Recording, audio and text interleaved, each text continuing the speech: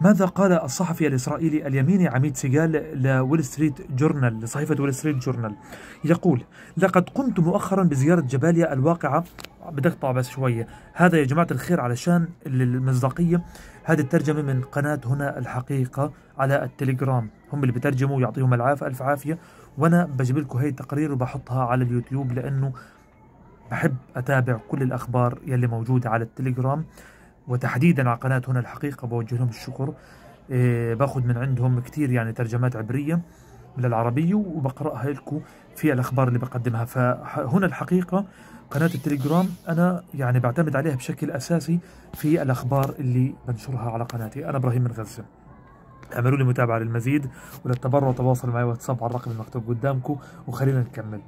هذا الإسرائيلي اليميني عميد سيجال يقول لصحيفة وول ستريت جورنال: لقد قمت مؤخرا بزيارة جباليا الواقعة شمال قطاع غزة، والتي كانت قبل الحرب الحالية واحدة من أكثر المناطق اكتظاظا بالسكان في الشرق الأوسط ومصدرا للفخر الكبير لحماس. أما اليوم فقد تحولت جباليا إلى الخراب، فقد استجاب أغلب السكان للأوامر المتكررة التي أصدرها الجيش الإسرائيلي بإخلاء المنطقة، وتجوب الشوارع المهجورة قطعان من الكلاب الجائعة.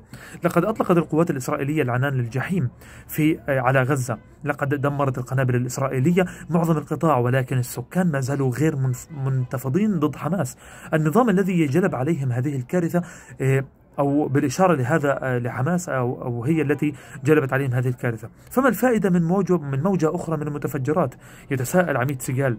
يقول: لا فائدة من تحويل عشرات الآلاف من سكان غزة إلى لاجئين. لقد أصبح عدد اللاجئين في غزة متضخما بالفعل، حيث لا يقتصر وضع اللاجئين على أولئك الذين فقدوا منازلهم في حرب الاستقلال الإسرائيلية عام 48 كما يسميهم، بس هي احنا بنعرف، احنا يعني بنسميها وكما هي معروفة عندنا بالنكبة في السنة 48 فحسب، بل وأيضا على ذريتهم. يعني هو بيقول هم انتكبوا، هم وذريتهم اللي هم احنا يعني أحفادهم.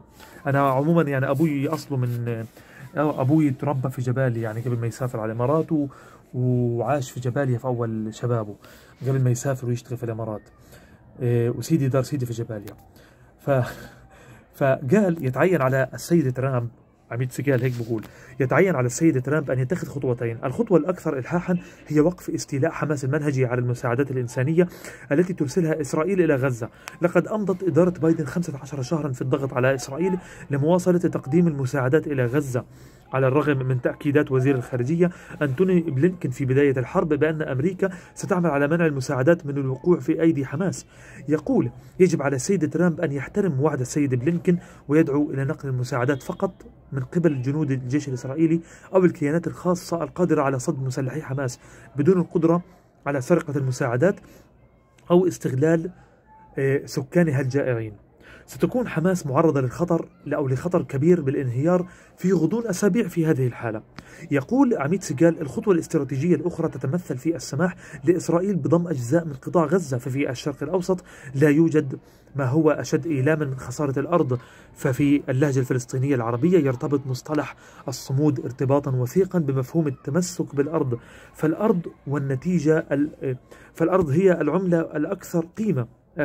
فالأرض هي العملة الأكثر قيمة واستقرارا في المنطقة، والنتيجة الأسوأ لحرب تهدف إلى غزو إسرائيل هي أن تنتهي إسرائيل وقد استحوذت على مساحة من الأرض أكبر من تلك التي استحوذت عليها عندما بدأت.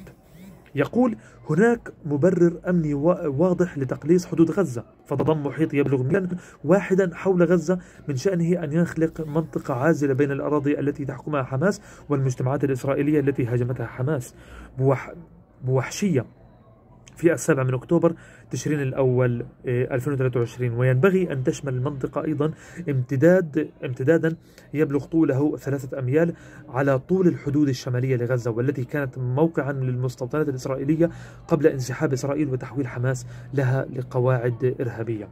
يقول: خلال ولاية السيد ترامب أشار إلى انفتاحه على إعادة التفكير في الشرق الأوسط من خلال الاعتراف بضم إسرائيل لمرتفعات الجولان وبعض أشكال السيادة الإسرائيلية على المستوطنات اليهودية في الضفة الغربية. من جانبه سمح بايدن ضمنا للجيش الإسرائيلي بإنشاء منطقة عازلة في أجزاء جنوب سوريا.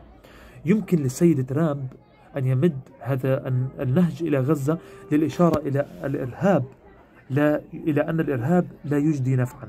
يمكن أن يمثل هذا التغيير في الخريطة تقدما كبيرا نحو السلام في الشرق الأوسط. هذا ما قاله عميد سيجال الصحفي الإسرائيلي اليميني لصحيفة وول ستريت جورنال.